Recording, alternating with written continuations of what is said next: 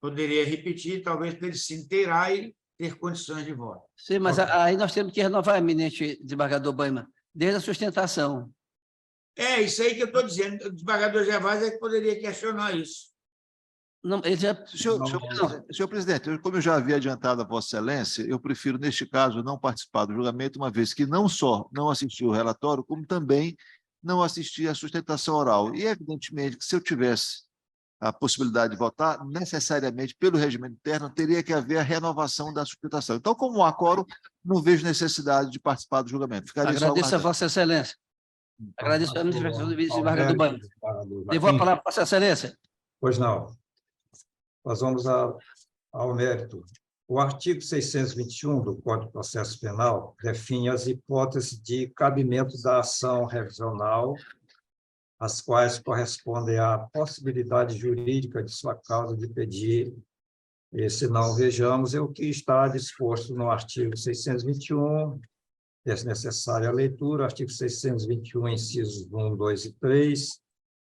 Aduz o revisionando que esta revisão criminal fora proposta com base tanto no artigo 621, inciso 1, do Código de Processo Penal, condenação contrária à evidência dos autos, como no artigo 621, inciso 3, do Código de Processo Penal, isto é, por estar fundada em novas provas novas que jamais foram consignadas ao processo penal originário, provas consubstanciadas em imagens fotográficas que demonstrariam claramente que havia o consentimento da família da vítima para com sua relação com Maciel Costa da Silva, ora revisionando.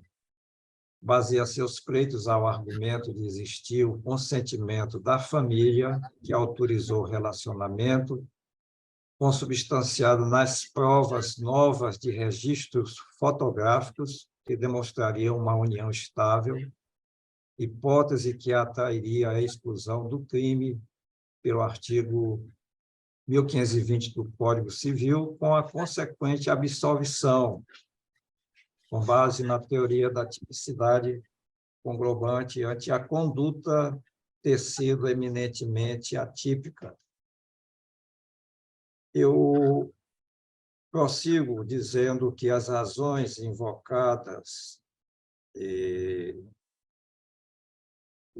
pela inaplicabilidade da súmula 593 do STJ, no caso em apreço em razão do consentimento da família e da autorização da família para a união estável entre a vítima revisionando, bem como a ausência de tipicidade material da conduta, por ausência de lesão ou de perigo de lesão ao bem jurídico tutelado pela norma penal, com o consequente reconhecimento da absolvição.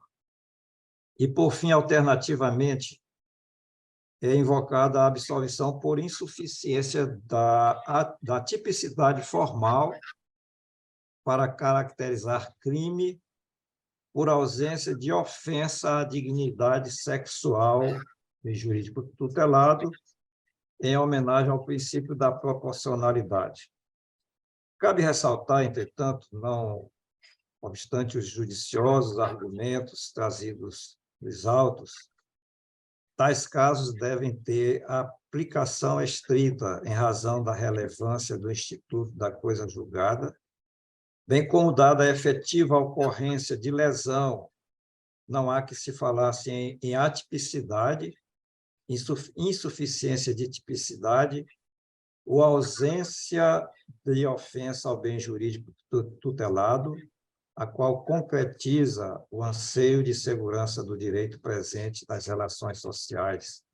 E assim adianto, desde logo, que a pretensão do revisionando não merece amparo.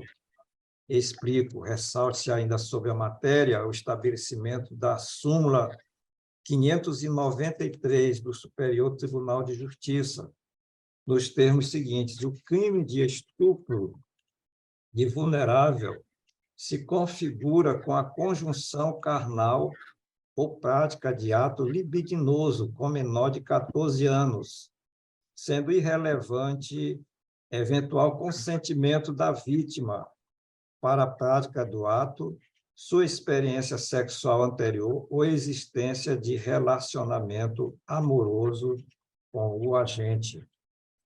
E na espécie revela o cortejo fático, probatório e coligido, durante todo o ano de 2016 e entre os meses de janeiro a agosto de 2017, no povoado Engenho d'Água, segundo distrito do município de Caxias, o revisionado já com 30 anos de idade, de forma consciente e voluntária, mediante várias ações praticadas de forma continuada, teve conjunção carnal e praticou atos libidinosos com a vítima, que na época possuía 12 anos de idade.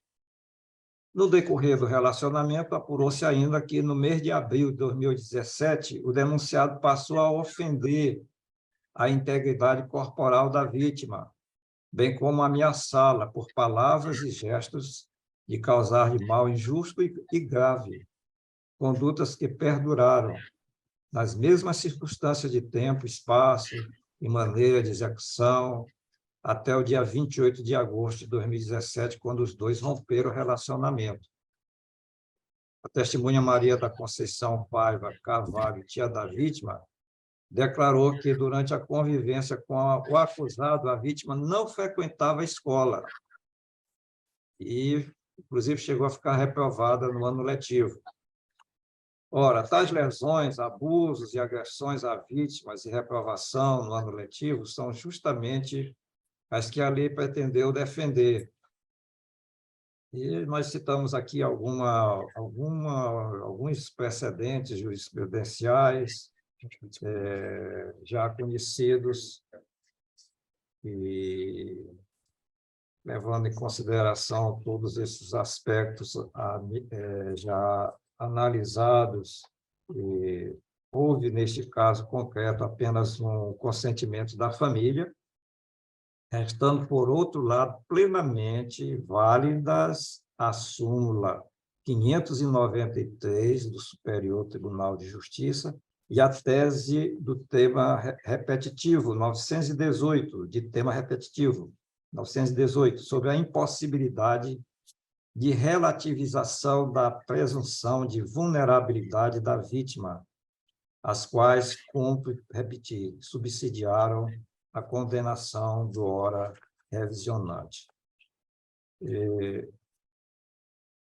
No que pertine ao relacionamento social, inequívoco consentimento da família da vítima na relação do casal, que se constituiu em união estável, temos que tal hipótese não atrai a exclusão do crime pelo artigo 1520 do Código Civil, com a consequente absolvição, com base na teoria da tipicidade conglobante, aqui já reportada.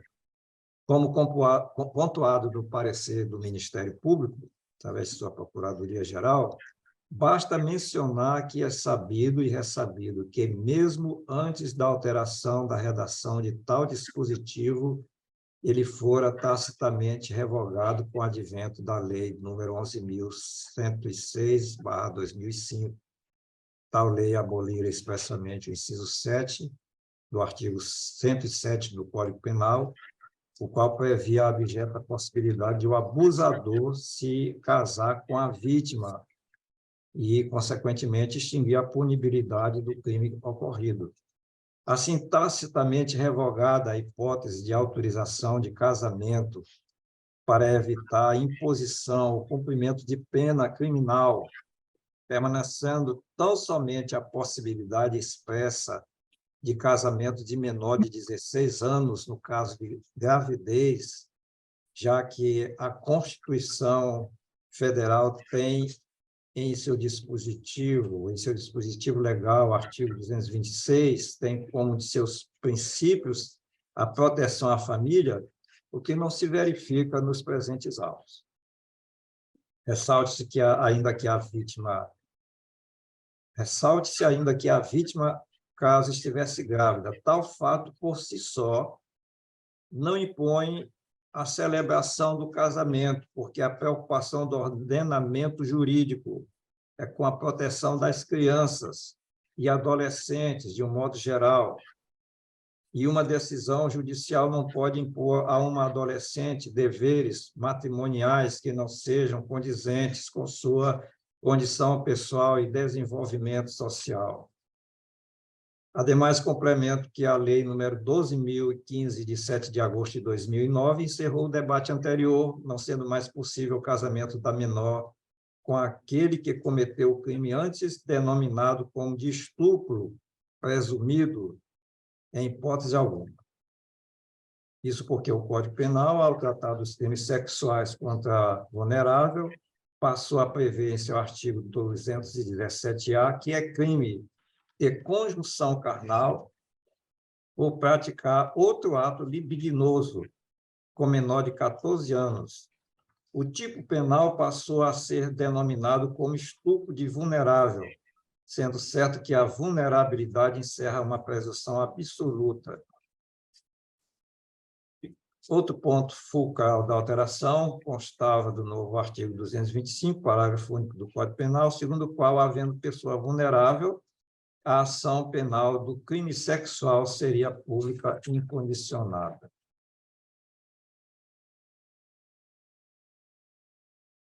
Nesse contexto, senhores desembargadores, não sendo mais a ação penal de natureza privada, não pode, desde a Lei de 2009, o casamento funcionar como forma de perdão tácito do crime, como se decidiu e se consolidou no âmbito do Superior Tribunal de Justiça, conforme a sua súmula número 593. Em suma, por tudo que foi exposto, o artigo 1520 do Código Civil, à época dos fatos, encontrava-se já derrogado tacitamente em relação à hipótese fática de casamento envolvendo menor de 14 anos, somente sendo aplicado à pessoa entre essa idade e os 16 anos, e o que não passou a não ser mais permitido, de forma perentória e inafastável.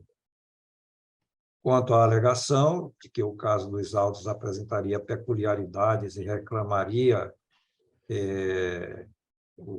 de destaque em face do enunciado 593 da súmula do STJ, tem-se que a tese é totalmente descabida, isso porque no próprio julgado, paradigma trazido pelo requerente, fica evidente que os elementos fáticos autorizaram excepcionalmente a consideração pela tipicidade material da conduta. Isso por as circunstâncias de o agressor possuir apenas 20 anos de idade e ele, a vítima, terem efetivamente constituído uma família com o nascimento de um filho. Assim, os princípios jurídicos invocados no referido julgado foram da proteção constitucional da unidade familiar e do interesse da criança, o que nada tem a ver com a situação do requerente.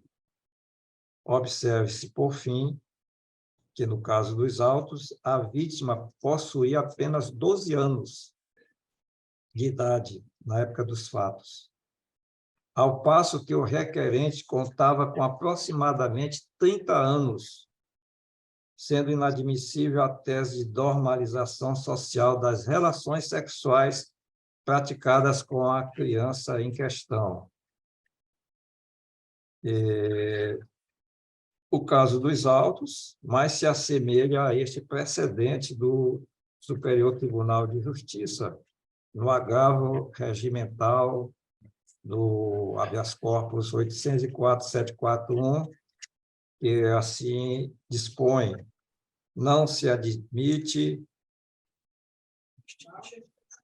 distingue-se realizado no julgamento do agravo regimental, no recurso especial, o 1919-722, que é o caso de 2 jovens namorados, cujo relacionamento foi aprovado pelos pais da vítima, sobrevindo um filho, e a efetiva constituição de núcleo familiar nas hipóteses em que não há consentimento dos responsáveis legais, somado ao fato do acusado possuir gritante diferença de idade da vítima, o que invalida qualquer relativização do menor de 14 anos no crime de estupro de vulnerável. Assim, ante o exposto e de acordo com o parcial parecer da Procuradoria-Geral de Justiça, julgo improcedente a presente revisão criminal. É como voto, senhor presidente, senhores desembargadores. Presidente Joaquim, Pois não? só esclarecer uma questão de fato que foi trazida aí pelo eminente relator. 1 minuto para Vossa Excelência. Matéria estritamente de fato. De fato, vai ser 10 segundos só. Presidente e demais desembargadores, só para esclarecer essa questão importante, o ora revisionando, o senhor Maciel, ele foi totalmente absolvido da acusação de lesão corporal, sem recurso do Ministério Público. Ele foi absolvido por a total ausência de provas de ter isso acontecido. Só isso que eu queria deixar. Agradeço a Vossa Excelência. Com voto eminente desembargador Banheima.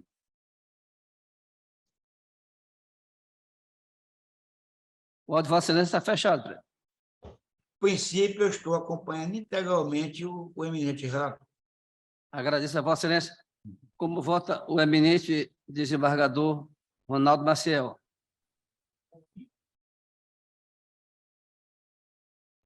Senhor presidente, Verdade. Eminente desembargador Bonfim. senhor presidente, eu estou acompanhando integralmente o relator.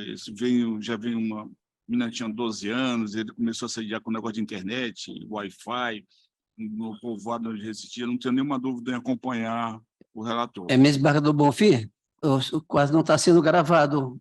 O outro não está funcionando? Agora funciona, agora ligou.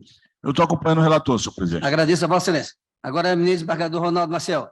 Senhor presidente, bom dia a Vossa Excelência, os eminentes pares, Bom dia. servidores e todos aqueles que nos ouvem pela Rede Mundial de Computadores. Senhor presidente, primeiro eu quero me penitenciar, senhor presidente, com relação ao voto anterior do colega Samuel, que foi no sentido de não conhecimento. E naquela oportunidade, eu tinha me deparado com um acordo anterior da revisão criminal e confesso que não tinha lido a inicial. E no acordo anterior da revisão, que esta é a segunda revisão criminal, não foi enfocado efetivamente pelo relator, o desembargador Frois, a questão da tipicidade material, embora tivesse sido ventilada na inicial. E o doutor Samuel não trouxe isso para a gente no nosso voto, foi bem sucinto pelo não conhecimento. Ali teria sido o caso, fazendo uma outra revisão, de um embargo de declaração para suprimir a omissão. Mas, como nós já conhecemos, vamos para o mérito. Senhor presidente, a situação é a seguinte: um homem de 30 anos com uma jovem de 12. Ele separado já da antiga companheira. Ela, no povoado, a vítima, começou a utilizar a internet dele. Por conta disso, na porta da casa, por conta disso, ele começou a cortejá-la, dizendo que ia ficar com ela, e tiveram realmente um relacionamento. Diga-se de passagem que esse relacionamento terminou ao final, como bem disse o relator, em razão de agressões físicas e ameaça, que, como bem ressaltou o doutor Armando, houve absolvição por ausência de prova, porque não foi feito o exame de corpo de delito. Com relação, senhor presidente, eu vejo hoje os advogados, e aqui eu parabenizo o doutor Armando pela sustentação oral, mas eu vejo uma preocupação dos advogados hoje, depois do distingue feito por STJ e Supremo Tribunal Federal, todos querem colocar a falta da tipicidade conglobante. Uma coisa a tipicidade formal, outra coisa a tipicidade material.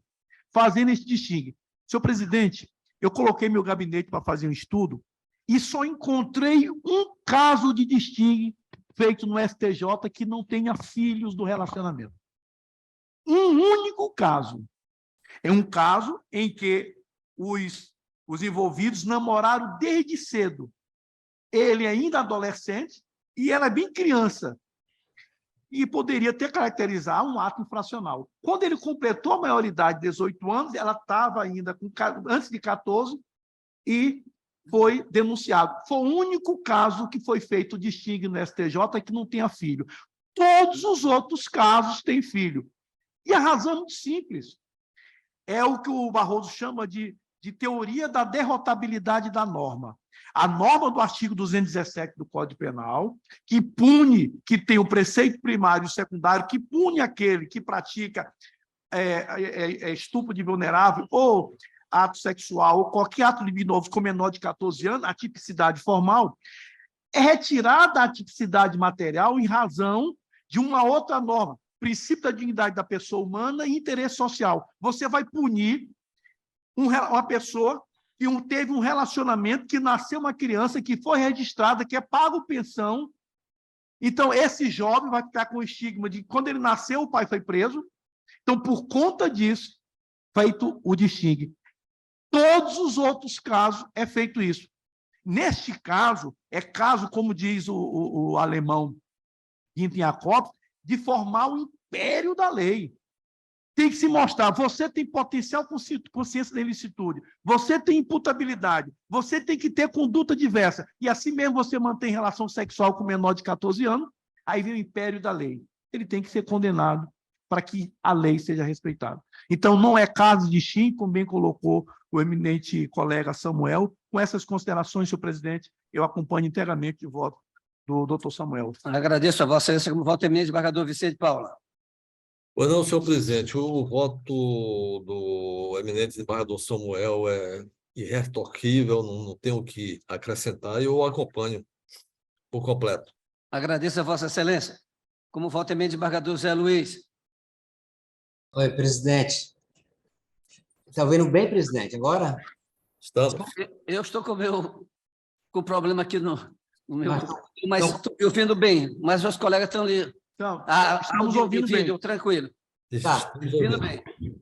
Tá, presidente, uma das vantagens de ser um dos mais antigos da Câmara é que, quando chega na gente, os temas já estão praticamente exauridos, não tem muito o que falar. Mas eu diria apenas, presidente, como eu fui relator de um estupro de vulnerável nessa Câmara reunida, e que eu propugnei pela absolvição, pela tipicidade da conduta, e a Câmara me acompanhou, eu me sinto no dever apenas de fazer um registro.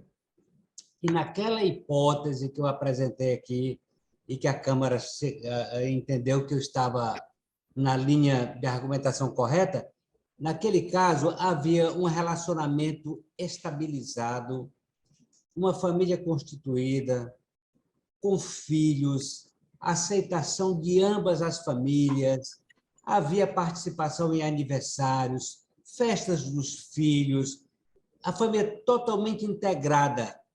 E aí, naquela hipótese, eu entendi que infligir uma pena ao acusado, a esposa, a menina, inclusive, estava grávida, levaram à cadeia, tirando-o do lar, com 2 filhos, a menina já grávida do 3º filho. Naquela hipótese, eu entendi que nós deveríamos relativizar a presunção de vulnerabilidade. Então, eu só quero deixar claro que este caso aqui, especificamente, ele não é a mesma hipótese. Não há que se fazer o distinguish neste caso, especificamente. O que importa trazer para a reflexão é apenas, então, somente que haverá outras hipóteses que estarão aqui submetidas ao nosso exame, em que haverá, sim, casos do cidadão que manteve relação sexual com a menor, mas que depois, com o tempo, consolidaram uma família, com filhos, com essa integração social, com o reconhecimento da sociedade, como é o caso que eu examinei, toda a sociedade reconhecida reconhecendo como uma família constituída. Neste caso, eu acho que impõe uma penalidade seria muito mais gravosa do que relativizar. Não é o caso submetido a exame. Por esse motivo é que eu vou, sem mais delongas, acompanhar o relator. Agradeço a Vossa Excelência, eu também não tenho dúvida. Obrigado. Em acompanhar o eminente relator, e aqui, muito bem aqui, posto também pelo eminente desembargador Ronaldo. Vejamos, eu não tinha feito ainda esse levantamento percussiente, como ele o fizera, mas eu não tinha visto nenhum caso, a não ser esse, e por causa exatamente da criança, onde o ministro dizia, bom, vamos prender e o filho vai ficar sem o pai, que é quem o sustentava, tudinho. Então, esse paradigma que exatamente aqui é quebrado, e vai aqui ao encontro naquele privilégio que a doutrina chamava do denominado a exceção de Romeu e Julieta ou sublateral. Então, isso aqui, desembargador Ronaldo, Vossa Excelência tem inteira razão ao trazer esses fatos.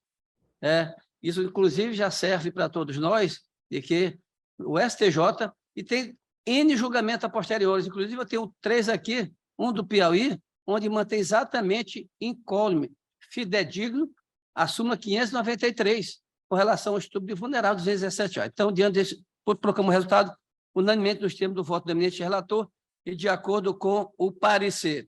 Agradecendo a presença do ilustre advogado. O segundo processo, me desculpe, é que eu estou aqui, o senhor está me olhando de lado? É porque o meu computador deu um problema seríssimo aqui, eu estou aqui usando da nossa querida secretária, que é a revisão criminal 081-36616, requerente Raimundo Rodrigues da Silva, advogada doutora Rebeca Castro Rocha e outros, relator eminente juiz substituto doutor Samuel Batista, revisor eminente desembargador Antônio Baima, procuradora eminente doutora Regina Lúcia Rocha, o parecer pela improcedência. Haverá sustentação. Estou vendo aqui a doutora Rebeca. Meu bom dia, doutora Rebeca. Com a palavra, eminente relator. Senhor presidente, eu adoto como relatório o lançado no parecer da eminente procuradora, doutora Regina Lúcia de Almeida Rocha, nos seguintes termos: trata-se de revisão criminal com pedido de liminar ajuizada por Raimundo Rodrigues da Silva, com fulcro no artigo 621, incisos 1 e 3 do Código de Processo Penal, referente à condenação pelo homicídio duplamente qualificado de Claudemir Costa dos Santos, ocorrido no dia 6 de fevereiro de 2014, na cidade de Esperantinópolis, a qual essa decisão transitou em julgado em 20 de setembro de 2021, conforme certidão Nas razões do recurso, a defesa do requerente aduz que as provas produzidas em juízo não prevaleceram sobre aquelas arrecadadas na fase policial, uma vez que todos os indícios coletados pela principal testemunha do crime, a senhora Sônia, foram refutados em juízo, demonstrando que a condenação se mostrou contrária à evidência dos autos. Alega que o crime de homicídio que vitimou Claudemir Costa dos Santos jamais poderia ser cometido pelo senhor Raimundo Rodrigues da Silva em razão de suas limitações físicas, tendo a defesa juntado aos autos numa declaração de avaliação fisioterapêutica atestando que o requerente consegue caminhar apenas com o uso de muletas.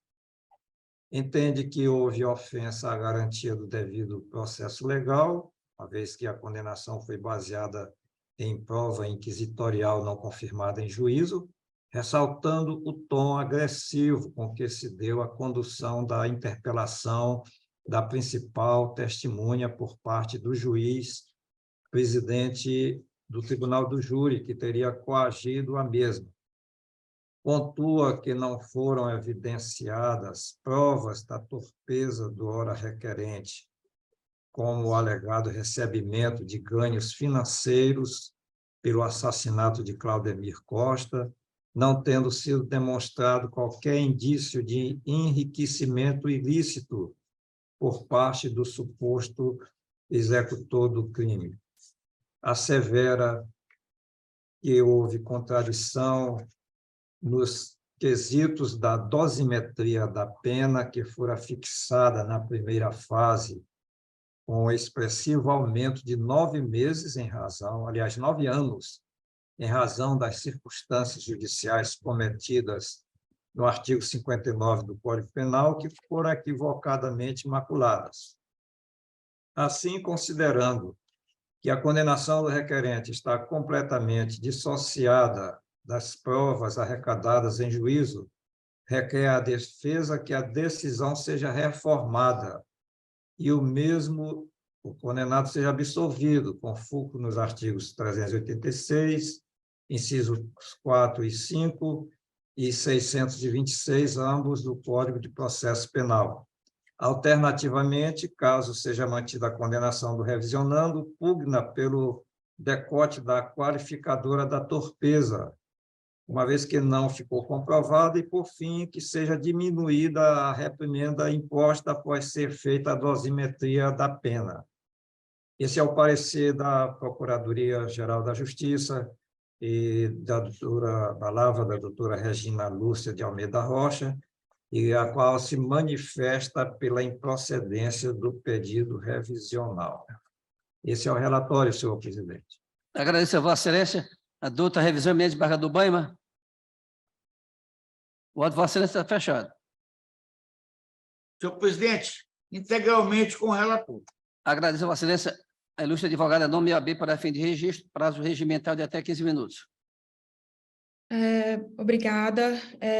Eu inicio consignando a Vossas Excelências os meus cumprimentos, estendendo a todos na pessoa dos eminentes desembargadores, presidente e revisor, bem como os excelentíssimos juiz, relator e procuradora de justiça. Gostaria de mencionar que, para mim, essa é a minha segunda sustentação oral e é uma felicidade para mim ver o excelentíssimo desembargador presidente Baima, que foi muito gracioso comigo durante a minha primeira sustentação oral, alguns anos atrás. E aproveito também para explicar que hoje eu faço uso das vestes talares portuguesas, que é onde agora eu moro e pratico advocacia, e eu pensei em mencionar porque talvez pudesse ser notada a diferença. Pois bem, sobre a revisão em pauta. Esse processo... O seu nome, por favor, e OAB, por favor. Rebeca Castro Rocha, OAB MA 14415. Muito obrigado. Levou a palavra a Vossa Excelência. Obrigada. Pois bem, esse processo é muito caro para mim pessoalmente, pois o Raimundo foi condenado a uma pena de 24 anos e 6 meses de reclusão pelo crime de homicídio qualificado por torpeza, sob o argumento de que teria sido pago para tanto. No entanto, ao analisar o caso na sua integralidade, pude encontrar inúmeros pontos de fragilidade, que jamais poderiam ser usados para fundamentar uma sentença condenatória ainda mais dessa gravidade. O primeiro deles é o depoimento da única testemunha dos fatos. A condenação se baseia em prova constituída em fase de inquérito, qual seja, o reconhecimento fotográfico do acusado. Não é novidade para essa corte que os erros gerados pela falta de zelo com o procedimento de reconhecimento fotográfico em sede policial geram esses erros. E não foi diferente nesse caso. Foi exatamente o que relatou a testemunha senhora Antônia. Enquanto que o termo de procedimento afirma que este foi realizado na presença de 2 testemunhas, ela afirmou em audiência que estava apenas na presença do escrivão e que lhe foram apresentadas 4 fotografias, das quais não reconheceu ninguém como atirador. Em seguida, foi-lhe apontada pela autoridade policial o Raimundo como autor dos fatos, mesmo diante da sua afirmação de que suas características físicas divergiam do atirador. Durante a sessão do plenário, mesmo depois de muito severa admoestação do juiz-presidente, a testemunha afirmou repetidas vezes que o atirador possuía as 2 pernas e apenas mancava de uma, enquanto que o Raimundo tem uma das pernas amputada. O segundo ponto de divergência, ainda sobre a deficiência física do Raimundo, essa precede em muito a data dos fatos. E não sei por qual motivo não houve avaliação médica ou fisioterapêutica anteriormente, pois me parece óbvio que ao acusar um deficiente físico a praticar uma dinâmica de crime ousada como essa, deveria ser testada a sua capacidade motora. E é exatamente o que essa defesa procedeu agora com o laudo acostado e que foi mencionado pelo presidente. em que a profissional de fisioterapia atesta que o paciente não consegue se manter em pé sem o auxílio de muletas.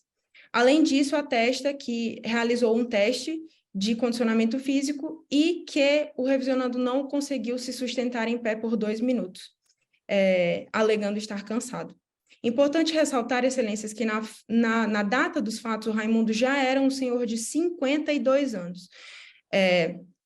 Então, questiono como poderia alguém que se cansa sem estar em movimento, somente pelo simples fato de ficar em pé, sem o apoio de muletas, poderia saltar de uma motocicleta em movimento, correr até a vítima segurando uma arma em uma mão e um capacete em outra, disparar contra a vítima, virar-lhe o corpo deitado, de um homem robusto, disparar-lhe mais tiros e, em seguida, sair correndo e montar novamente em motocicleta para empreender fuga.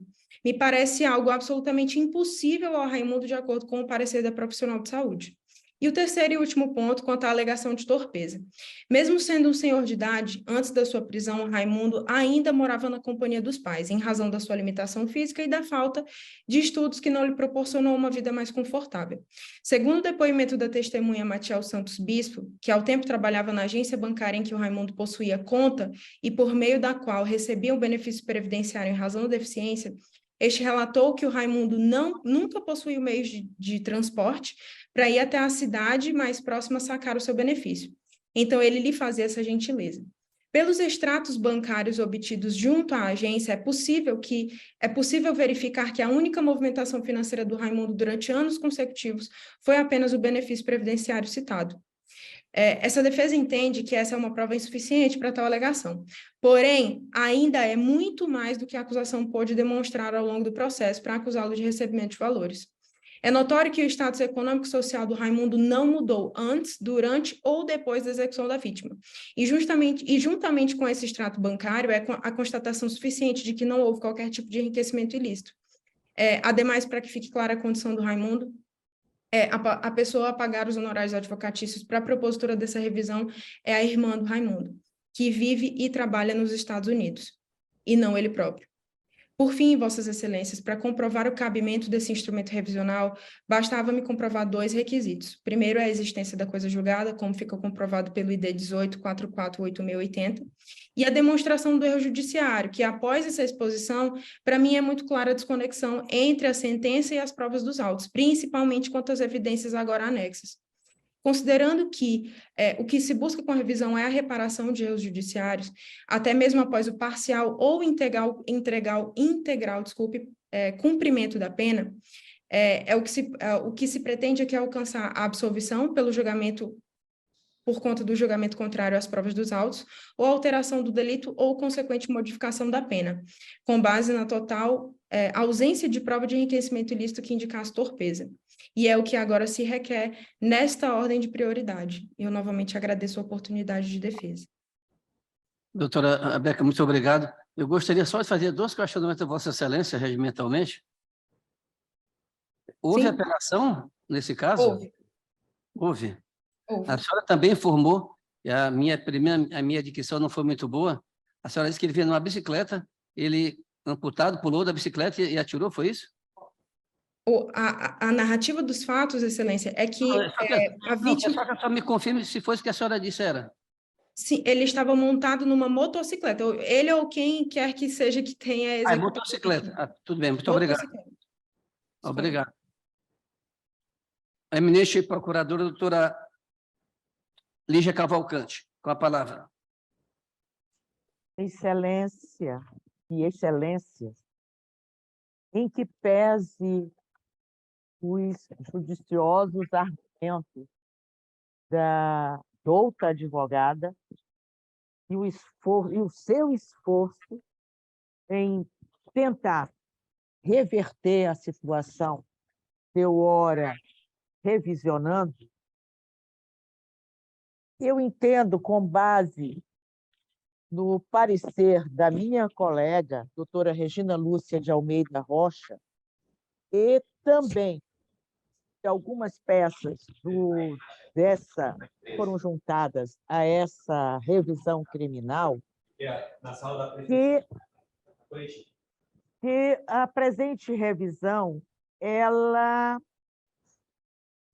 por objetivar desconstituir sentença com trânsito em julgado para corrigir erro técnico ou injustiça na condenação, ela, e apesar de aparentemente preencher os requisitos do artigo 621, ela não alcança êxito em desconstituir uma decisão que já foi submetida ao crivo do judiciário através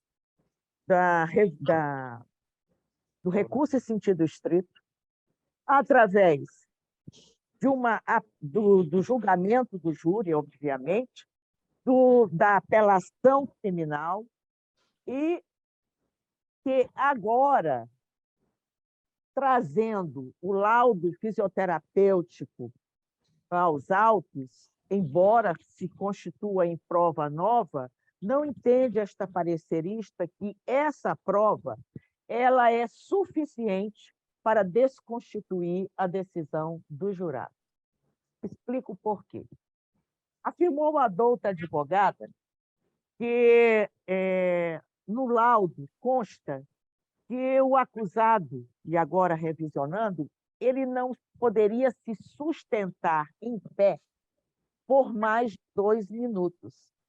E eu acredito que seja tempo suficiente para o disparo de 2, porque foi comprovado, embora a vítima tenha sido atingida por 3 disparos de arma de fogo, até porque ele foi cercado por 2 motocicletas e, pelo que consta dos autos, em uma delas se encontrava o ora revisionando. Acredito eu que 2 minutos é tempo mais que suficiente para ser desferido os 2 tiros na vítima. Por outro lado, quanto à qualificadora da torpeza. A qualificadora da torpeza, ela foi submetida ao crivo do Conselho de Sentença. E os jurados reconheceram, sim, que ocorreu a torpeza no presente caso. A desconstituir essa qualificadora teria que se trazer documentalmente aos autos o seu contrário, prova do seu contrário, o que parece a esta procuradora de justiça que não foi feito. Deixa eu ver, tem mais alguma coisa? Enfim, eu entendo que os argumentos que ensejaram a condenação do revisionando, eles foram testados e retestados. As provas colhidas durante a fase inquisitorial, elas foram submetidas aos jurados após terem passado pela via do contraditório e da ampla defesa, e baseado no parecer da douta procuradora, que entende que também não tem amparo para sustentar adequadamente, na via extraordinária revisional, a exclusão da qualificadora da torpeza, e ela entende que não há nenhum reparo a ser feito no que tange à dosimetria. Com estas curtíssimas palavras, eu me manifesto pela improcedência da presente revisão criminal. É o parecer. Agradeço a Vossa Excelência. Levou a palavra o eminente relator. Senhor presidente, eu serei bem resumido no voto, acrescentando que o julgamento proferido e foi questionado pelo requerente não pode ser considerado contrário à evidência dos autos, quando o juízo condenatório, Tribunal do Júri, levou em consideração todas as evidências probatórias colhidas na fase investigatória e em juízo, em especial a condição do deficiente revisionante, de modo que, restando evidenciado que a sentença questionada está em consonância com esse conjunto probatório, não há de se falar no enquadramento do caso concreto a hipótese do inciso 1 do artigo 621 do Código de Processo Penal, razão pela qual deve ser rejeitado o pedido revisional. E acerca da juntada de fotos do revisionando, demonstrando sua condição física, da análise dos autos, constato que já foi apreciada em todas as fases e instâncias recursais, não podendo ser enquadrada no conceito de prova nova. Menor sorte assistiu ao laudo pericial elaborado por fisioterapeuta em 5 de 11 de 2020, noticiando a condição física do revisionando, desprovido do condão de prova nova, já que produzida após mais de 6 anos do fato criminoso. Ambas as provas novas não são suficientes para inquinar a autoria do delito ao revisionante, já que a prova produzida nos autos é clara ao informar que o autor se encontrava como carona em uma moto e não pilotando, e sua deficiência é em uma das pernas, permitindo o manuseio de arma de fogo com ambas as mãos. Outro sim, ao contrário do que aduz a defesa, observa que fora valorado razoável e proporcionalmente o vetor da culpabilidade e das consequências do crime, com a devida fundamentação idônea, não merecendo amparo os pedidos alternativos para que uma nova dosimetria fosse realizada com a exclusão da qualificadora da torpeza e o decote das circunstâncias judiciais constante do artigo 59 do Código Penal, objetivando a redução da pena.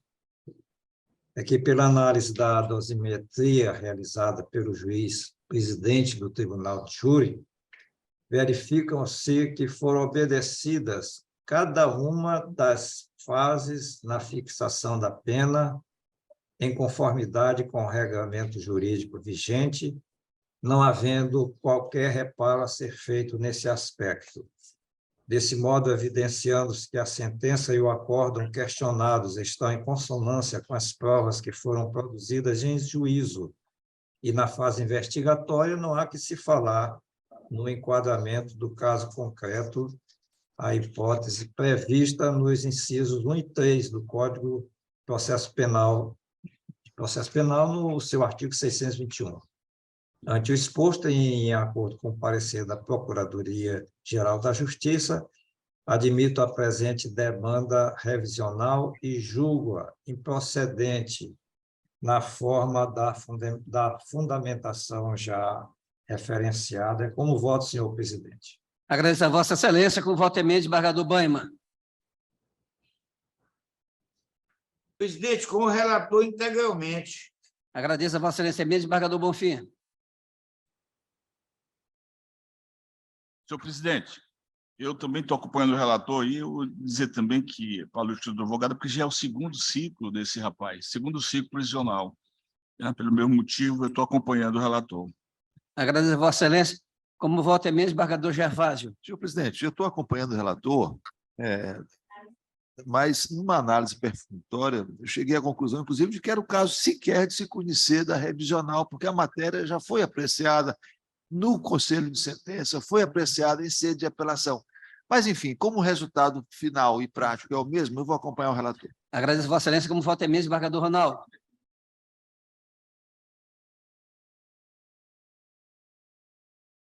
Só um toque. Senhor presidente, eu também vou acompanhar o relator pela improcedência, mas está me preocupando, eu estou, inclusive, aqui me utilizando da assessora do desembargador Bonfim, essa pena, porque eu consegui olhar 3 circunstâncias judiciais desfavoráveis.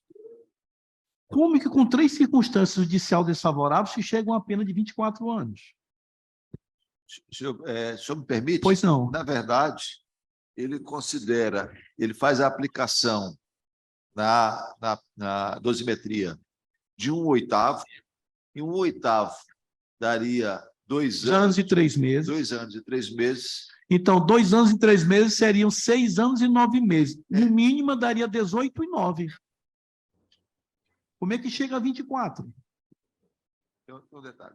2 anos e 3 meses, e, posteriormente, ele faz o deslocamento de uma das qualificadoras, recurso que dificultou a defesa. Então, nós teríamos 4. Ele utiliza a agravante, e aí no percentual de 1/6. E o que remete ao resultado final de 24 anos e 6 meses de reclusão. Desembargador Gervásio, qual foi a pena base? É muito simples, ele deve ter deslocado exatamente a qualificadora para aumentar de 12 a 30 anos. Homicídio qualificado. Seria melhor o relator esclarecer, mas eu creio que a pena base foram os 12 anos. Os 12 anos... Deixou no mínimo. Os 12 anos... Não, aí, não, ele botou 3 circunstâncias pessoais, e depois, agora entendi, agora na segunda fase, ele considerou uma das qualificadoras, ele trouxe que também era agravante. Tá ok. Então, acompanhe o relator. Agradeço, Vossa Excelência. Como voto eminente, desembargador Vicente de Paula.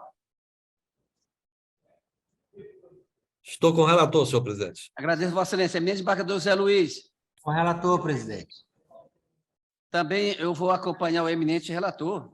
Inclusive, eu fiz questão de perguntar à ilustre advogada, porque, a princípio, eu tinha entendido que era de bicicleta, andando de bicicleta amputado, mas era numa moto, na garupa, e vejamos. E eu fui ver também aqui a amputação de membros inferiores, não superiores. Senhor presidente, se me permite? Pois não. Com relação à alegação da doutora Rebeca Castro Costa, a quem eu parabenizo pela sustentação oral, de dizer que é impossível um cidadão que só tem uma perna pular de uma moto, descer de uma moto. Doutora Rebeca, eu, inclusive, digo ao presidente Pares, vou visitar, estou viajando agora de tarde para Codó, visitar minha mãe, e lá em Codó nós jogamos bola ainda hoje com um cidadão, Ademir, chamado de Aleijadinho. Ele joga bola com a gente. Ele só tem uma perna. E ele joga futebol com a gente. Claro, não tem a habilidade que outros têm. Ele só com uma perna ele consegue jogar futebol. Desembargador Zé Joaquim, o senhor que é... Isso aí só não faz é chutar com as duas pernas. O senhor que é expert nessa matéria, entendeu, então, por que ele se sobressai em Codó, né? Exato. É verdade. Proclamando o resultado unanimemente dos termos do voto do eminente relator e de acordo com o parecer, pelo conhecimento e procedência, agradecendo a presença da ilustre advogada. Terceiro e último desta sessão, a revisão criminal 081-346961, requerente Benedito Sá de Santana, advogado doutor William Alves dos Santos, relator eminente desembargador Sebastião Bonfim, revisor eminente juiz de direito substituto doutor Samuel Batista, procurador eminente doutor Krishnamurti Lopes, que é pelo parcial conhecimento e, na parte conhecida, pela sua improcedência. Com a palavra, eminente relator, não haverá sustentação. Senhor presidente, esse processo estava pautado na pauta virtual e o advogado pediu sustentação oral. Então, na forma do artigo 346, parágrafo 4º, eu estou também devolvendo o processo para a pauta virtual. Vossa Excelência devolve, prefere julgar na virtual? Não, porque estava na virtual e ele pediu sustentação oral. Eu trouxe hoje porque atendendo o pedido. Mas, se quiser, eu posso julgar agora. Nós até, naquela discussão no algo especial, eu levantei uma premissa e vários colegas também me fizeram. Até pelo princípio da celeridade, se já está pautado aqui, Vossa Excelência, porque senão você vai ter que retornar. Vamos lá, presidente. Joaquim. Pois não, presidente. Permite uma coisa. Não, eu acho que, no fundo, o desembargador Bonfim tem razão para esse precedente não virar rotineiro aí. O sujeito tem mania de pedir, aí na hora não vem fazer sustentação, entendeu? Esse que é o resultado. Tentando atrapalhar. Eu acho que o posicionamento dele, entendeu? Ainda que não seja muito prático aqui, mas é bom de servir de exemplo. Pediu, não quis, então volta para o lugar onde estava. O grande problema que acontecia muito na segunda Câmara e deve acontecer em todas. Os advogados pediam sustentação só para antecipar o julgamento e não compareciam. Se nós abrirmos precedentes, doravante eles vão pedir em quase todos, nós vamos trazer tudo para presencial. É melhor, né? Eu preferia presidente, se me permite. o regimento interno Você já falou, que não julgasse, minha opinião. de não julgar? Claro. Devolver para virtual. Devolver para virtual. Diante da manifestação de alguns eminentes pares, eu vou ouvir, se me permite aqui, o relator, porque Vossa Excelência que é dono do processo. Não, Mas como está pautado, eu vou ouvir até porque já para... serve. Eu defendo a ideia de que deva ser julgado, até pelo princípio da celeridade, e punir aquele que está pedindo e não veio. Porque aí fica protelando o processo. Também não tem problema. Eu sou do colegiado. Eu vou ouvir. Senhor presidente, antes, se o senhor me permite, presidente, lá na segunda Câmara, que eu estou presidindo agora, com a benevolência de doutor Zé Luiz e doutor desembargador Zé Luiz e desembargador Vicente, que eles são muito mais experientes, me deixaram para eu aprender na presidência, a gente tem adotado o seguinte: como a pauta está enxuta e houve o pedido mais de comparecer, a gente julgava logo. Ontem nós fizemos isso na nossa Câmara. E tem mais, nesse processo, eu faço questão que a gente julgue esse processo presencial, porque tem uma questão prejudicial, uma questão que eu quero suscitar para que venha, inclusive, nortear o nosso tribunal para futuros julgamentos. O que não iria possibilitar esse numa virtual. Vossa Excelência faz um destaque extraordinário hoje, então. Eu estou fazendo um destaque. Presidente, escolha os votos. Se a maioria decidir, eu vou julgar. O eminente desembargador... Porque eu já estou antecipando que, se for para virtual, eu vou destacar para trazer para presencial. Eu vou secundar o destaque. O eminente desembargador Bonfim. Não, quanto a mim não tem problema. Agradeço. Eminente desembargador Gervásio. Desembargador, se eventualmente voltar para virtual, eu vou destacar para presencial. Então, Vossa Excelência prefere o julgamento hoje. Eminente desembargador Ronaldo. Pois, senhor presidente, se for para virtual, eu vou pedir para vir para presencial. Eminente desembargador Vicente. Pelo julgamento agora, senhor presidente. Agradeço, Vossa Excelência. Eminente desembargador Zé Luiz. Presidente, diante da manifestação dos colegas, não tem mais o que discutir. Eminente desembargador Baima. Estou perdido, desembargador Gervásio. Estou perdido, não tem jeito, eu vou concordar com eles. Eu também acompanho. Como voto eminente, juiz Samuel Batista. Acompanho pelo julgamento agora. Eu gostaria de deixar bem claro aqui que eu deixei Vossa Excelência por último, porque regimentalmente o juiz convocado vota por último. Nós já tivemos um caso de uma comunidade da nossa Câmara, então eu vou pegar rigorosamente. Já o fazia e agora muito mais ainda. Não é que quem ri por último vai rir melhor, né? Mas é verdade. Vou dar a palavra ao eminente desembargador Bonfim para julgamento e que conste de ato exatamente essa decisão já da nossa sessão criminal com relação a processo que pede do virtual para o presencial e não comparece. Isso aí nós vamos ter que tomar uma providência em relação a isso. Isso é regimental, né? Mas trata-se, senhor presidente, senhores desembargadores, senhora procuradora de Justiça, trata-se de revisão criminal com pedido liminar, promovida por Benedito Sá de Santana, com fundamento no artigo 621, inciso 1º, e 3º, e 626, ambos do diploma processual penal, postulando reexames de acordo proferido pela segunda Câmara Criminal do Tribunal de Justiça do Estado do Maranhão. O acordo confirmou a sentença penal originária da extinta comarca de Sucupira do Norte, processo de origem 0019, 104, 2011.8.10, 132, que condenou, revisionando a uma pena de 11 anos e 4 meses de reclusão, a qual foi posteriormente redmissionada pelo Superior Tribunal de Justiça, nos autos do HC 418.041, Maranhão.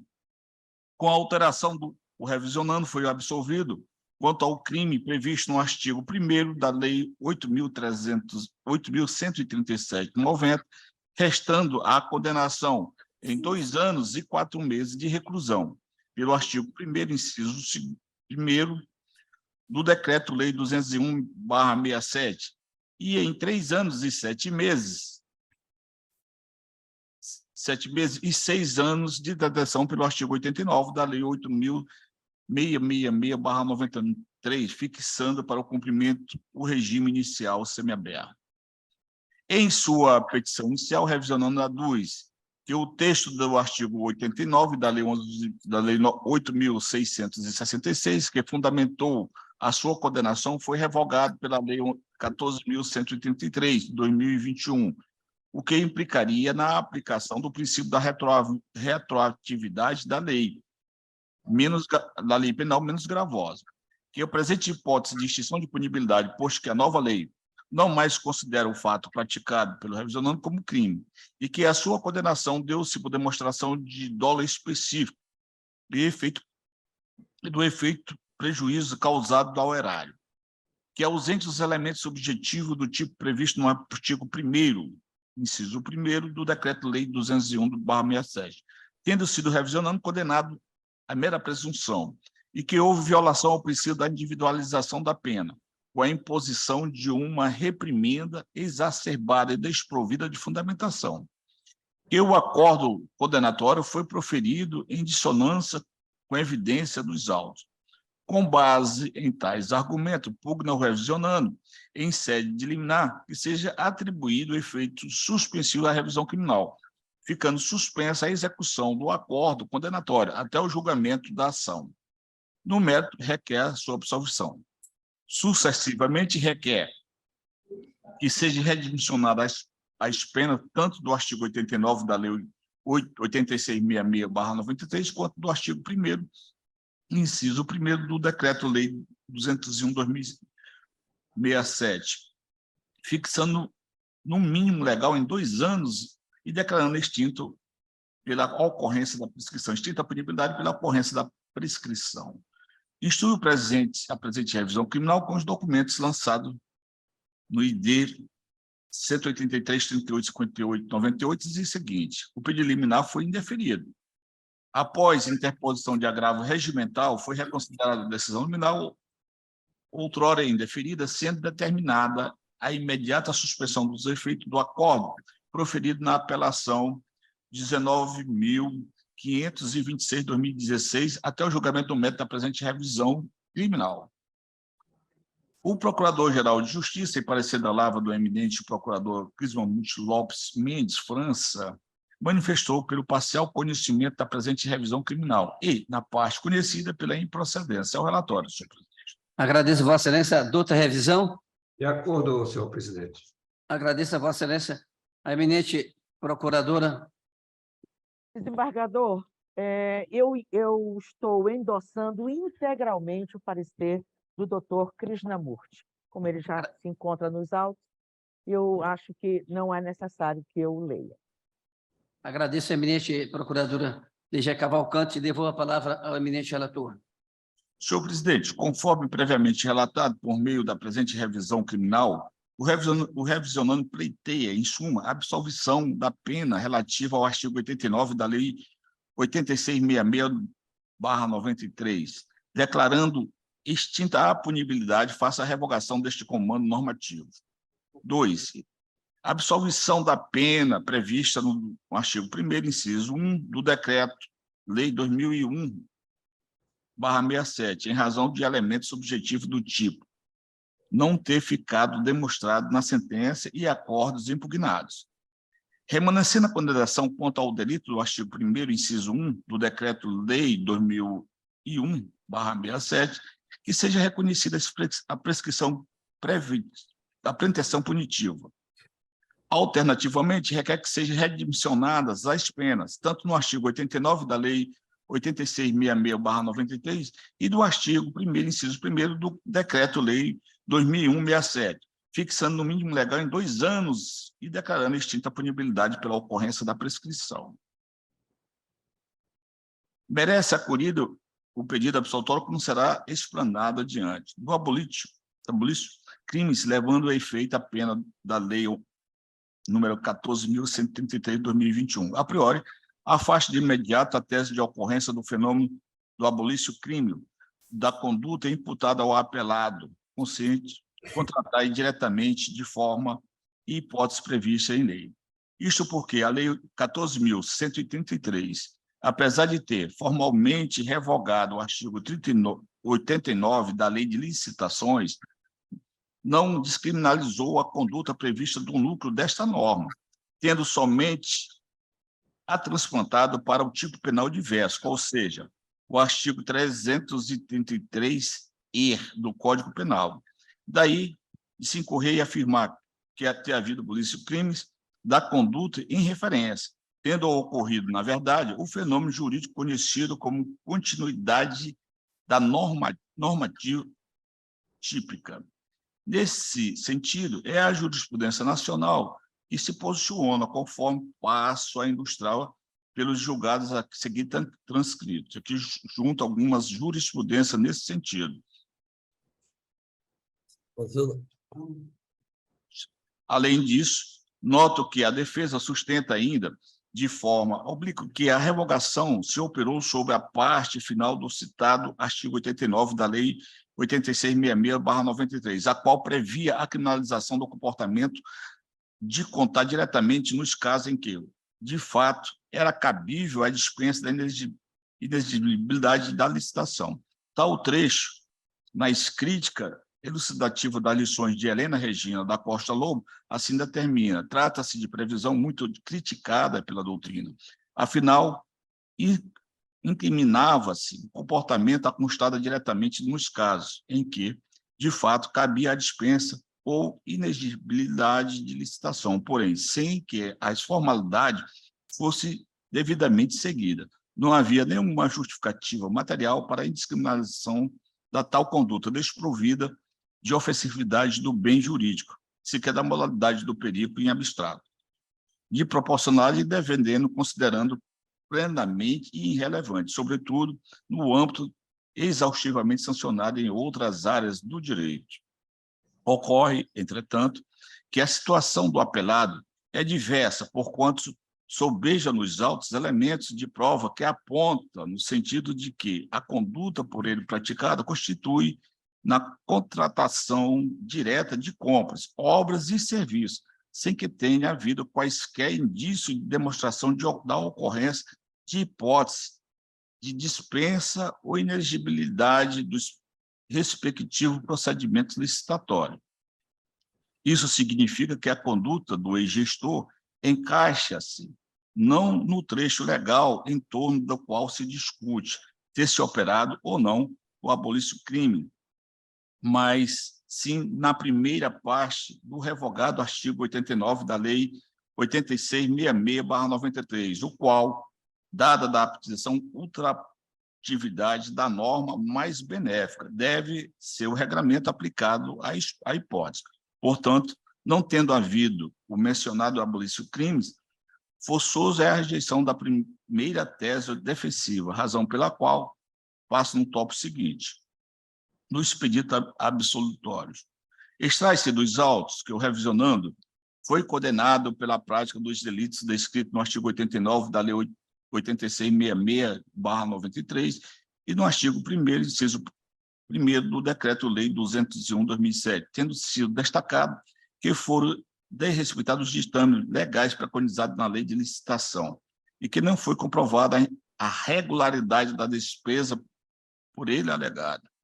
O juízo de primeiro grau reconheceu a presença do dolo como elemento subjetivo dos delitos imputados ao revisionando. Vejamos, tendo se estabelecido que o dolo é o elemento subjetivo comum aos 3 tipos penais pelos quais o réu foi denunciado, cumpre discorrer a respeito. O elemento subjetivo do tipo também restou demonstrado, uma vez que, agindo como agiu, restou evidenciado o dolo do agente, caracterizando pela livre e consciência a vontade de incorporar ao seu patrimônio verbas públicas, mediante o apossamento de tais verbas e sua posterior alegações de gasto em despesas que não foram comprovadas nos autos e nem na tomada de contas do acusado junto ao Tribunal de Contas do Estado do Maranhão.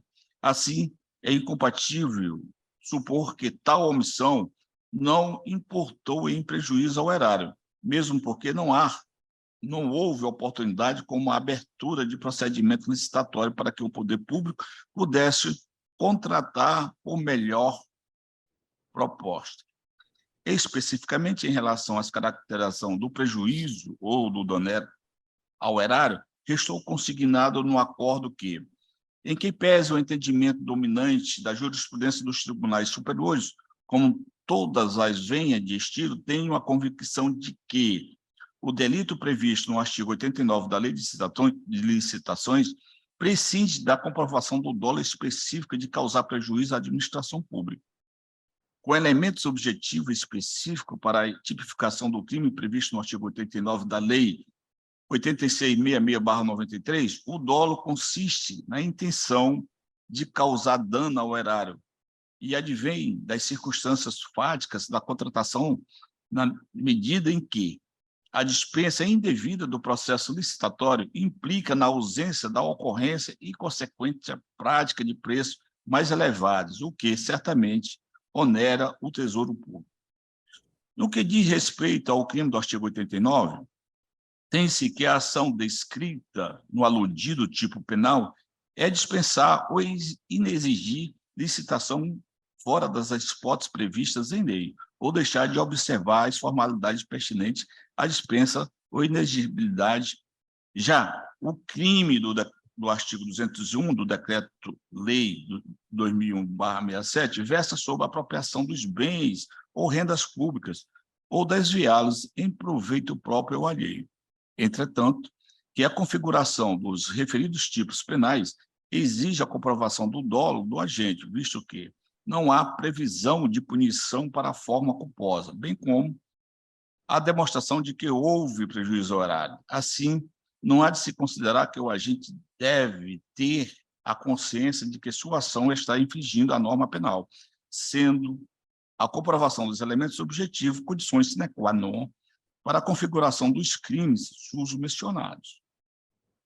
O que se observa é que o Ministério Público não se desincumbiu do ônus de trazer nos autos dados suficientes para demonstrar o dolo específico, exigindo para a configuração dos crimes previsto no artigo 89 da Lei 8666/93 e do artigo 1º, inciso 1, do Decreto-Lei 2001/67, não podendo tal elemento ser presumido unicamente em razão das condições do apelante enquanto prefeito de Sucupira do Norte, no Maranhão. Nessa seda, e ainda que presentes elementos formais de descumprimento da regra para a dispensa da licitação e da ausência de documentos fiscais que atestam a regularidade das despesas alegadas, não restaram comprovadas o prejuízo ao erário e à finalidade específica de favorecimento, sobretudo porque não consta nos autos prova de que os serviços contratados não tenham sido efetivamente prestados. Repise que as condutas ilícitas atribuídas ao apelante para serem penalmente relevantes dependem da demonstração do dolo, consubstanciado na vontade consciente e livre de contratar, independentemente da realização de prévio procedimento licitatório, e também da intenção de produzir um prejuízo ao erário por meio da dispensa indevida da licitação e apropriação ou desvio de bens ou rendas públicas em proveito próprio ou alheio. Sobre o assunto, aqui também junto a alguma jurisprudência do Superior Tribunal de Justiça.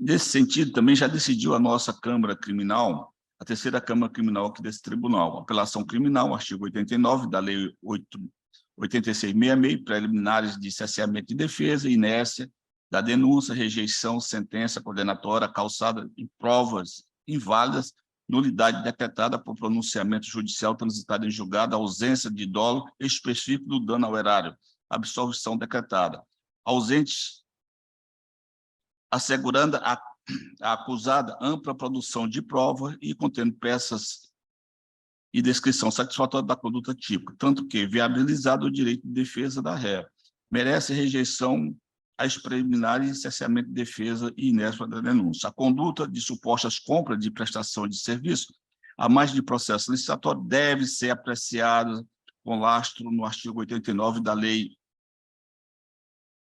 8666/2093, pois desvalde entrada em vigor da Lei 14.133 e o dispositivo anterior mais benéfico acusado. Isso aqui é um procedimento de uma criminal, uma apelação criminal, 192, em que foi relator o ilustre desembargador Gervásio Santos. Na hipótese, o juízo de origem destaca a existência das provas suficientes para a condenação do revisionado. No entanto, as provas documentais e os depoimentos que fundamentam a decisão são inconclusivos acerca dos elementos subjetivos do tipo, servindo principalmente para demonstrar a materialidade delitiva, não tendo o condão de sustentar o rédito condenatório. O acordo que confirmou a sentença condenatória, por sua vez, destaca-se a árdua tarefa de se provar os elementos subjetivos e específicos, já que a identificação do fim de agir perpassa por aspectos relacionados à mente do agente, porém, deixa de demonstrar a correspondência entre os aspectos teóricos do caso prático. Além disso, vale-se de um entendimento de que se reflete aquele adotado pelos tribunais superiores, o que pertine à previsibilidade da comprovação do dolo específico de causar prejuízo à administração pública, o que impõe a modificação da decisão nesta seara revisional. Diante ausências de prova do dolo que permite concluir pelo enquadramento da conduta do apelante na figura dos tipos penais em discussão em homenagem ao princípio do indúbio pro réu, tenho por imperiosa a sua absolvição. Ante o exposto e em desacordo com o parecer da Procuradoria-Geral de Justiça, julgo procedente a presente revisão para absolver Benedito de Sá Santana ante a tipicidade formal das condutas descritas no artigo 89 da Lei 8.666/93 e do artigo 1º, inciso 1º do Decreto 2001/67, nos termos do artigo 386, inciso 3º do Código de Processo Penal. É como voto, senhor presidente. Senhor presidente. Agradeço a Vossa Excelência. Senhor presidente, antes que Vossa Excelência venha colher o voto dos outros, eu quero levantar uma questão de ordem, senhor presidente. Essa questão de ordem, senhor presidente, o objetivo é para que nos dê um norte para os próximos julgamentos. É a questão que é prejudicial e é preliminar do conhecimento ou não dessa revisão criminal. Eu vou dizer razões pelas quais, como bem colocou o procurador, é caso de não conhecimento. Porque mesmo na matéria conhecida, que seria a possível abolitis crimes, a abolitis crimes não é via de revisão criminal. É juízo de execução.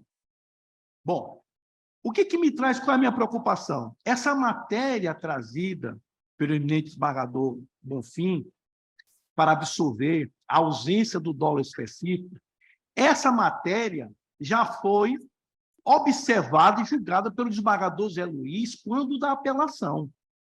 Esta matéria foi ao STJ em HC e o STJ reafirmou essa decisão do desembargador Zé Luiz. Primeiro, se trata de matéria já discutida em via de apelação, nós não estaríamos tratando de apelação de apelação. Segundo, mesmo que não fosse este caso, nós estaríamos admitindo revisão criminal em razão de mudança de entendimento jurisprudencial. E eu tenho aqui inúmeras decisões do STJ, a partir de 2020, do ministro de Schiet, de Reinaldo, de Neto, não se admitindo revisão criminal no que diz respeito à mudança de entendimento jurisprudencial. O que aconteceu? Quando o juiz de base julgou este processo, não havia um entendimento ainda no STJ, que, embora majoritário, ele não é único, dizendo que há necessidade do dolo específico e a comprovação do prejuízo. Quando o juiz de base julgou. Quando o desembargador Zé Luiz foi julgar, já tinha esse entendimento, e o desembargador Zé Luiz, ressaltando o seu entendimento particular, dizendo que é quase que impossível se comprovar esse dolo específico só com a confissão do gestor público e que, no entendimento dele precedia, o desembargador Zé Luiz trouxe comprovação do dolo específico. E, inclusive, é ressaltado no HC, na relatoria do ministro. Este voto, quando o ministro diz o seguinte, A corte local, por sua vez, consignou... Onde é que estou? Saiu aqui. O ministro disse o seguinte, que a corte, muito embora tenha consignado que prescinde do dólar específico, o desembargador Zé Luiz leva na frente. Primeiro, não houve a realização do serviço, e segundo, o valor, o montante era muito grande, ficou caracterizado o prejuízo ao horário público. Então, o senhor me permite uma parte? Pois não. O trecho do voto é o seguinte, ministro Heraldo Soares, dessa forma, embora o acordo impugnado tenha afirmado, em confronto com a jurisprudência desta Corte, que a configuração do delito do artigo 89 da Lei 8.666/93 prescinde do dolo específico e da demonstração do dano efetivo, findou por registrar, a partir da análise que fez do conjunto probatório, a existência de elementos indicativos de dolo específico do agente e do prejuízo decorrente da ilegal dispensa da licitação. Com efeito, além do expressivo valor dos contratos com a dispensa da licitação, totalização de R$ 1.451.251,15, ainda bem que não foi um furto de celular, porque se fosse aí... Não. As instâncias ordinárias consignaram que as obras para as quais esse montante foi revertido não foram realizadas, constando do procedimento encartado dos autos pelo TCE, em mídia digital, as incongruências do processo, possibilitando ver com mais clareza a dilapidação do erário e má aplicação dos recursos. Eu agradeço. É exatamente isso. Então, primeiro, essa matéria já foi discutida e julgada e apreciada na apelação da relatoria do desembargador Zé Luiz. Segundo, mesmo que não tivesse sido esta mudança jurisprudencial, admite uma revisão criminal. Então, a minha questão que eu levanto nesse momento, que é prejudicial, é que a gente, nesta corte, até para balizar julgamentos futuros, se nós vamos conhecer ou não desta revisão. Eu entendo que é caso de não conhecimento, se Vossa Excelência como me bem falou permite. o Ministério Público. Já sabemos em Canoas também. Canoas. Tem alguma voz aí? Tem um microfone aberto, por favor. Eu gostaria de dizer a Vossa Excelência que, salva-me ao juízo, regimentalmente, se tratando de QO, todas as vezes que ela é suscitada, deve ser sobrestado o processo, até porque, normalmente, o relator ele é pego de surpresa pela questão. Então, realmente, o que Vossa Excelência coloca penso eu, que para nós decidirmos agora, vou dar um exemplo prático.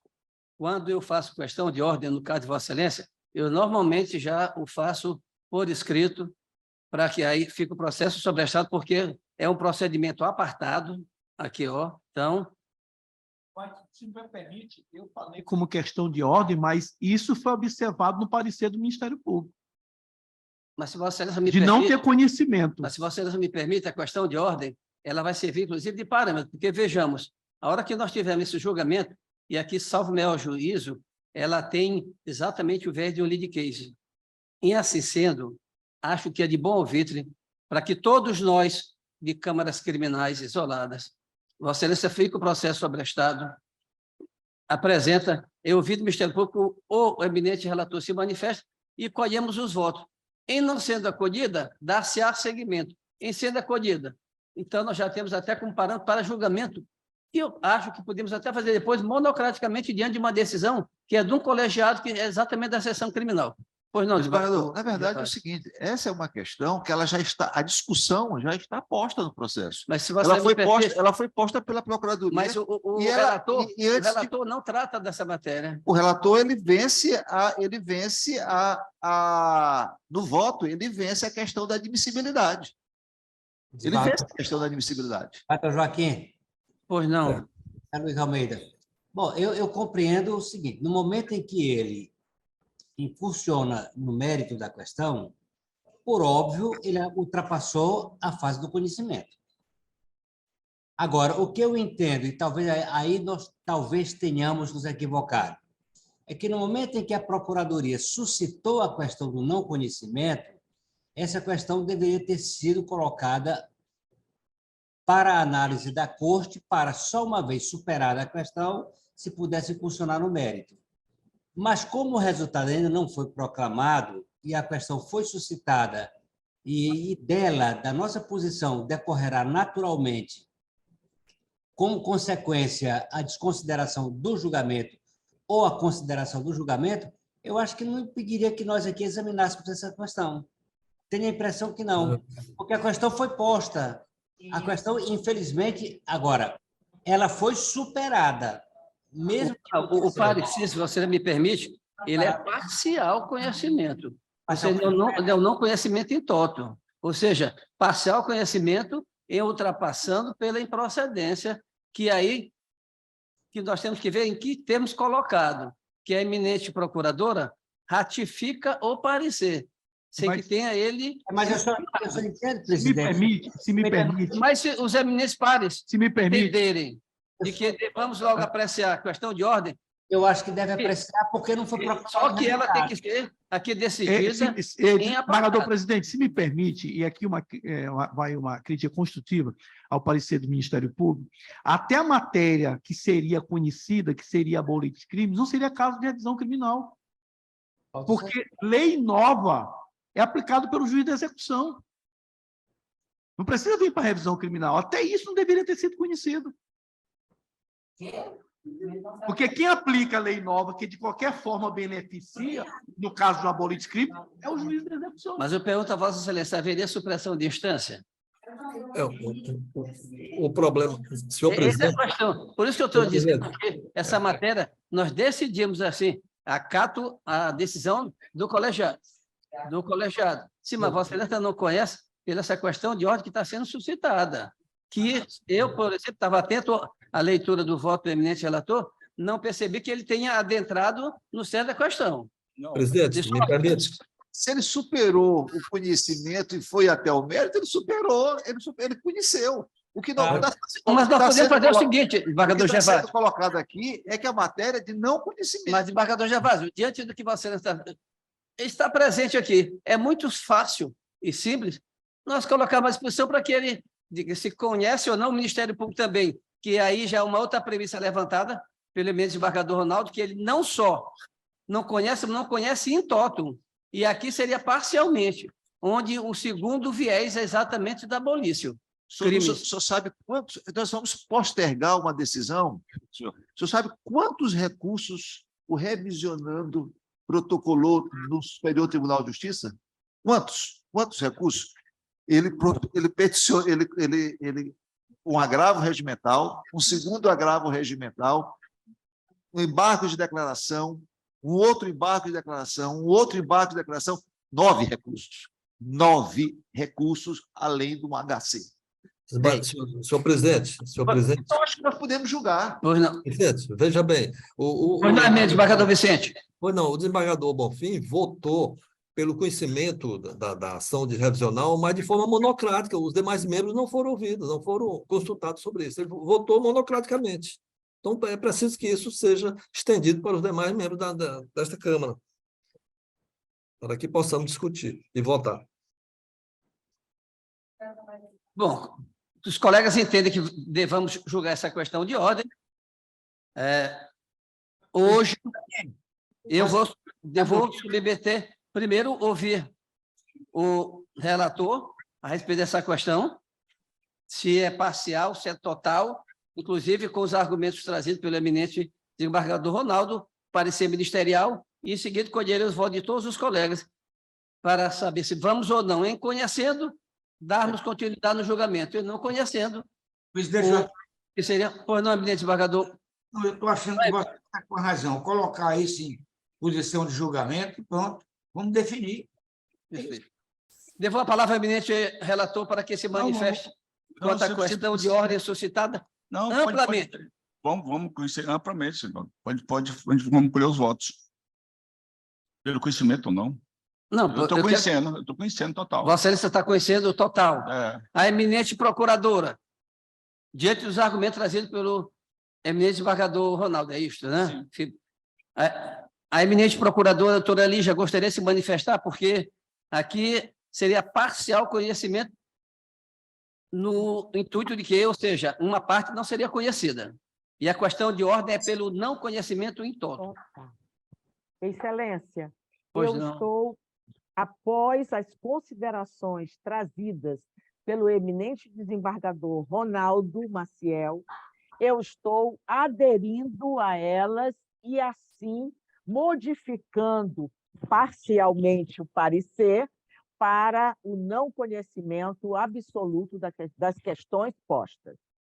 Em sendo ultrapassado, seria pela improcedência, é isto? Isso, claro. Agradeço a Vossa Excelência.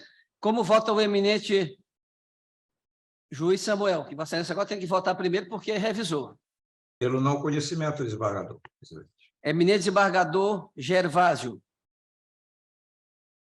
Senhor presidente, pelo não conhecimento, se o senhor examinar a revisional, não há nenhum fato novo que não tenha sido objeto de discussão. Gervásio Instância indo inicial, por que outro não... caminho. Tá... Procuradora Lígia, está aberto. Perdão. Eu que agradeço a Vossa Excelência. Pois bem. Não há nenhum se examinar, retomando o raciocínio, se examinar a sentença, a questão foi debatida, no segundo grau a questão foi debatida e no Superior Tribunal de Justiça.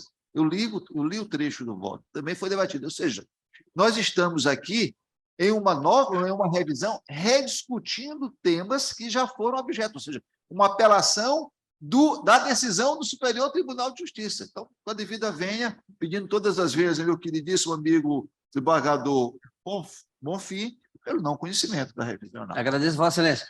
Eminente desembargador Ronaldo foi quem trouxe a questão de ordem. Pelo não conhecimento. Eminente desembargador Vicente. Pelo não conhecimento, senhor presidente. Agradeço a Vossa Excelência. Eminente desembargador José Luiz. Presidente, pelo não conhecimento, mas vou fazer só um adendo muito breve. Eu estou há mais de 11 anos nessas câmaras reunidas e o que eu testemunhei nesses longos anos que estou aqui é um abuso excessivo das revisionais e, infelizmente, uma certa complacência nossa. Eu assumo também a responsabilidade, para não dizer que eu estou colocando nos ombros de outras pessoas, uma certa complacência em aceitar revisionais que não se enquadram rigorosamente nas hipóteses preconizadas pela lei. Nós precisamos dar um basta nessa situação. E esse é um caso típico de que nós precisamos agir para evitar esse abuso. Eu voto pelo não conhecimento, presidente. Agradeço a Vossa Excelência. Como voto eminente desembargador Banhma. Senhor presidente, pelo não conhecimento, eu tomo como mínimas as palavras e argumentações sustentadas pelo eminente desembargador José Luiz. Agradeço a Vossa Excelência. Também vou pedir venha ao eminente desembargador Bonfim para acompanhar os eminentes pares que votaram pelo não conhecimento, porque realmente a matéria que transborda aqui seria uma repetição de apelação, onde não é previsto no artigo 621 em seus 3 requisitos da revisional. Portanto, proclamando o resultado por maioria, vencido o eminente desembargador Bonfim, que era pelo conhecimento da revisional, e a questão de ordem suscitada pelo eminente desembargador Ronaldo, seria pelo não conhecimento.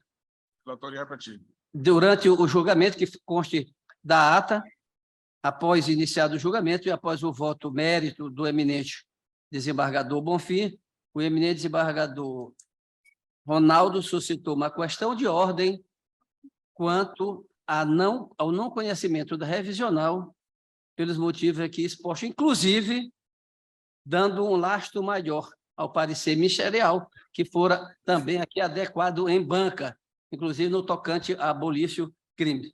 E essa aqui era a única ressalva que eu gostaria de fazer, que entendo que, quanto a abolício, se está no juízo de segundo grau, até por uma questão de celeridade, porque, vejamos, quando você tem somatório de penas para efeito ou não de concessão regime, eu normalmente não o faço em segundo grau, porque eu não tenho elementos que eu teria o juiz a vara de execução para somar as penas e saber se vai ser um regime aberto, semiaberto ou fechado. Mas nosso regimento diz que não cabe.